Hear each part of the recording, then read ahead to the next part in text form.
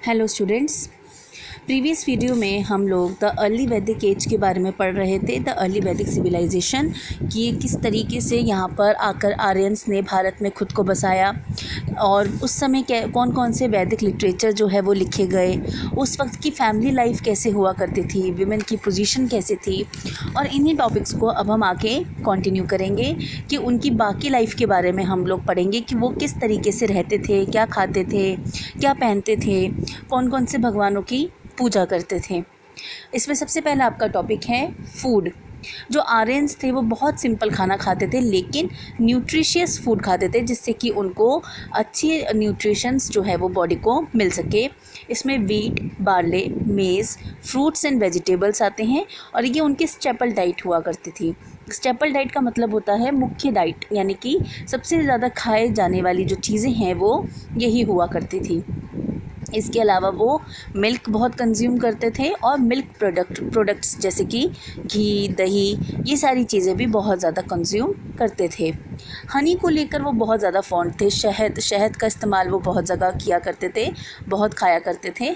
इसके अलावा intoxicating drinks, यानी कि वो चीज़ें जिनमें थोड़ा नशा होता है, जो अल्कोहलिक कह सकते हो आप जिनको, उनका भी इस्तेमाल किया करते थे, उनको भी लिया करते थे, जिनका नाम था सोम और सुरा। इसके अलावा वो मीट भी खाते थे लेकिन मीट ओकेजनली खाते थे, नहीं है कि वो रोज़ के दौर पे मीट खा रहे हो, ऐसा नहीं था। ओकेजनली कुछ स्पेशल इवेंट्स होते थे जिन पर वो मीट खाया करते थे। अब है आपका रिक्रिएशन, यानी कि मनोरंजन। वो अपना मनोरंजन कैसे किया करते थे। आर्यंस जो थे वो आउटडोर एक्टिविटीज़ में बहुत ज़्यादा बिलीव करते थे और बहुत ज़्यादा फॉन्ड थे कि उनको आउटडोर एक्टिविटीज़ करनी है और इसके लिए वो हंटिंग किया करते थे, यानी कि शिकार किया करते थे, या फिर जो रथ हुआ करते थे, चैरियट रेसिंग, यानी कि रथों की रेसिंग जो है वो करवाया करते थे। वो म्यूज़िक और डांस को भी बहुत ज़्यादा पसंद किया करते थे। इंडोर एक्टिविटीज़ में वो डाइस और बोर्ड गेम्स खेलते थे, जैसे लूडो, शतरंज, ये सारे गेम्स जो है वो इंडोर एक्टिविटीज़ में बहुत खेलते थे। अब है आपका ड्रेस कि वो किस तरीके के कपड़े पहनते थे। तो आर्यंस जो है दो तरीके के गारमेंट्स जो है वो यूज़ किया करते थे। एक होता था उनका लोअर गारमेंट और एक होता था उनका अपर गारमेंट। तो लोअर गारमेंट में वो एक बिना सिला हुआ कपड़ा, जैसे कि धोती होती है घर पे जैसे पहनी जाती है धोती, वो धोती जो है वो पहनते थे, उसको अपनी कमर के चारों तरफ लपेट देते थे। इसके अलावा अपर गारमेंट में वो एक बहुत पतली सी शॉल जो है, बहुत हल्की सी शॉल जो है वो लपेटा करते थे ऊपर की तरफ। सर पे वो पगड़ी ज़रूर पहनते थे, वो उनका कंपलसरी होता था। आदमी हो या औरत हो, दोनों ही ऑर्नामेंट्स यानी कि जेवर ज़रूर पहनते थे और ये जेवर जो है वो सोना, चांदी या फिर बहुत कीमती पत्थरों से जो है वो बनाए जाते थे। अब है आपका रिलीजन। आर्यंस जो है वो वन सुप्रीम पावर में बिलीव करते थे, यानी कि जो पूरा संसार है, पूरा जो यूनिवर्स है, उसको बनाने वाला एक है और इसीलिए हमें जो नेचर है हमारी, जिससे कि हमारी ज़िंदगी चलती है, हमें उसकी पूजा करनी चाहिए और इसीलिए वो नेचर की पूजा करते थे। और जिनमें सबसे इम्पॉर्टेंट है इंद्र भगवान को वो रेन का गॉड या फिर बिजली के जो गॉड हैं वो माना करते थे, क्योंकि बारिश हमारे लिए बहुत इम्पॉर्टेंट है। बिना बारिश के ना प्लांट सर्वाइव करेंगे ना हम सर्वाइव करेंगे, इसीलिए इंद्र देवता सबसे इम्पॉर्टेंट भगवान माने गए। उसके अलावा अग्नि, वो फायर की यानी कि आग के भगवान माने गए, वो सेकंड नंबर पे इम्पॉर्टेंट थे। ऐसा माना जाता था उस वक्त कि ये जो अग्नि है, अगर हम कुछ मैसेज अग्नि को देते हैं तो वो मैसेज धुएं के रूप में वो ऊपर हेवन तक लेके जाती है। इसीलिए हवन के दौरान जो है आप देखो, जब हवन किया जाता था तो कुछ ना कुछ हवन में वो सामग्री डालते रहते थे और मनोकामनाएं मांगते रहते थे। इसके अलावा सूर्य यानी कि सूरज को भगवान माना जाता था। वरुण यानी कि बारिश के देवता थे। वायु हवा के देवता थे। सोम प्लांट्स के देवता थे। पृथ्वी धरती माता को माना जाता था, उसकी देवी थी। उषा सवेरा होने की देवी थी और यम वो थे हमारे मृत्यु के देवता। तो आप इस तरीके से देख सकते हैं कि ये सिंपल नेचर की पूजा कर रहे हैं जिसके बेस पे हम लोग ज़िंदा है, क्योंकि अगर प्लांट्स नहीं होंगे तो हम सर्वाइव नहीं कर पाएंगे। ये धरती में प्लांट्स ग्रो करते हैं, इसलिए धरती हमारे लिए इम्पॉर्टेंट है, पानी हमारे लिए इम्पॉर्टेंट है। हवा हमारे लिए इम्पॉर्टेंट है, अग्नि हमारे लिए इम्पॉर्टेंट है। तो इसीलिए ये सिर्फ इम्पॉर्टेंट चीज़ों की, जिसके बेस पर हमारी ज़िंदगी टिकी हुई है, उनकी पूजा किया करते थे। ये जो गॉड और गॉडेसेस हैं, इनको ये कहा जाता था कि अलग अलग फॉर्म है, लेकिन है एक सुप्रीम पावर ही, जिससे पूरा यूनिवर्स चल रहा है। इनको पूजा पाठ करने के लिए ये हवन किया करते थे। इसके अलावा हवन में ये मांगा करते थे कि हमें एक अच्छी हेल्थ दी जाए, हमारे बेटों को, जैसे कि है कि बेटे हमारे घर में पैदा हो और हमारे जो कैटल है उनको सुरक्षित रखा जाए। अर्ली वैदिक पीपल जो थे वो कोई मंदिर वगैरह नहीं बनाते थे, वो मंदिरों में बिलीव नहीं करते थे। वो ओपन एरिया के अंदर जो है पूजा किया करते थे।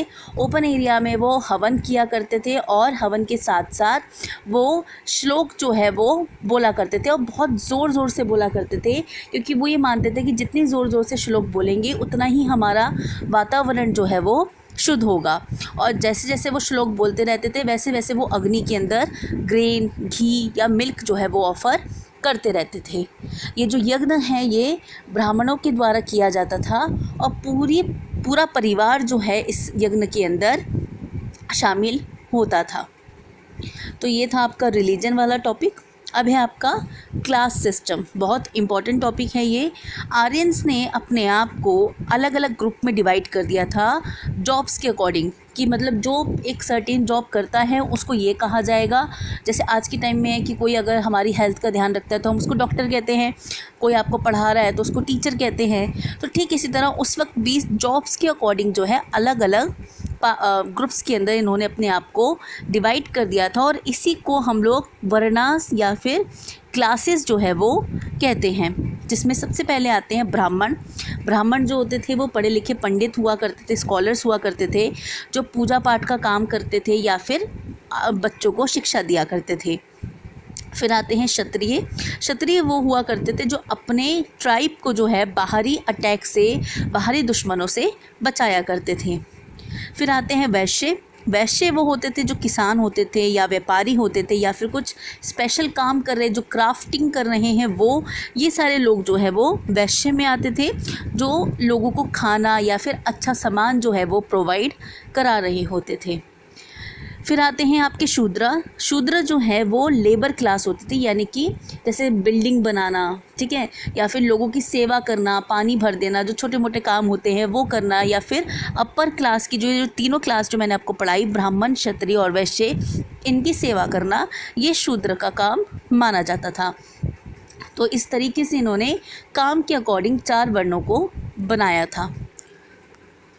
लेकिन ये जो इन्होंने डिवीज़न किया था सोसाइटी का, ये बहुत ज़्यादा फ्लेक्सिबल था। यानी कि अगर कोई ब्राह्मण परिवार में पैदा हुआ बच्चा है, लेकिन अगर वो क्षत्रिय की तरह अपनी ट्राइब की रक्षा करना चाहता है तो वो कर सकता है। ऐसा ज़रूरी नहीं है कि अगर वो ब्राह्मण परिवार में पैदा हुआ है तो उसको पूजा पाठ ही करनी होगी, ऐसा कोई ज़रूरी नहीं था। वो अपना प्रोफेशन चेंज भी कर सकता था। लेकिन ये सिर्फ लेटर वैदिक पीरियड तक आते आते बदल जाता है, अर्ली वैदिक पीरियड तक ही सीमित रहता है। अर्ली वैदिक पीरियड में ये बहुत फ्लेक्सिबल है, बच्चे अपना प्रोफेशन चेंज कर सकते हैं अपनी मर्ज़ी के अकॉर्डिंग, अपने टैलेंट के अकॉर्डिंग। लेकिन लेटर वैदिक पीरियड में क्या होता है कि अगर आपने ब्राह्मण के परिवार में पैदा हुए हो तो आप सिर्फ ब्राह्मण वो का ही काम करोगे, आप दूसरा काम नहीं कर सकते हो। वो लेटर वैदिक पीरियड में आके चेंज हो जाता है। तो इस तरीके से ये था आपका क्लास सिस्टम। अब है आपकी इकोनॉमिक लाइफ। शुरुआत में मैंने चैप्टर की शुरुआत में भी आपको बताया था कि आर्यंस जो थे वो नोमैडिक पीपल थे, यानी कि वो एक जगह से दूसरी जगह घूमते रहते थे। लेकिन धीरे धीरे उन्होंने अपने आप को सेटल करना शुरू किया, एक जगह बसाना शुरू किया। गाय जो थी वो बहुत इम्पॉर्टेंट मानी गई और एक वेल्थ की निशानी मानी गई कि जिसके पास जितनी गाय वो उतना अमीर। राजा जो हुआ करते थे वो ब्राह्मणों को गाय दान में दिया करते थे। अर्ली वैदिक पीपल जो है हम देखते हैं एग्रीकल्चर जो है वो बहुत इंपॉर्टेंट मानते थे। हल वगैरह बनाए जाते थे लकड़ी से, जिसके बारे में ऋग्वेद के अंदर भी हमें पता चला है। जो फार्मर्स थे उस समय के, उनको बहुत नॉलेज थी कि किस सीज़न के अंदर कैसे हमें क्रॉप्स ग्रोन करने हैं और किस सीज़न का कौन से क्रॉप्स पे क्या इफ़ेक्ट पड़ सकता है। तो इन सब की जानकारी जो है उस वक्त के फार्मर्स को हुआ करती थी।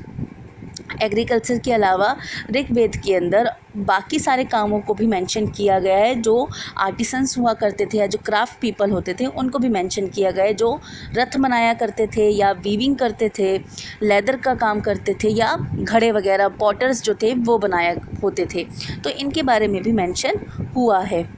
मेटल वर्कर्स भी थे जो हथियार बनाते थे मेटल से, या फिर और इम्पॉर्टेंट ऑब्जेक्ट्स बनाते थे। जो मेटल ये यूज़ किया करते थे वो कॉपर और ब्रॉन्ज़ हुआ करते थे। जो विलेजेस थे वो सेल्फ सफिशिएंट थे, यानी कि वो अपने लोगों को अच्छे से रखने वाले थे। कोई भी गरीब नहीं था, इतनी बुरी हालत नहीं थी कि लोग भूखमरी से मर रहे हों। जो विलेजेस थे उसके लोग जो है वो बहुत सेल्फ सफिशिएंट थे, उनके पास इतनी पैसा था कि वो अपनी बेसिक नीड्स को पूरा कर सके। तो इस तरीके से ये अर्ली वैदिक सिविलाइजेशन आपका ख़त्म हो जाता है।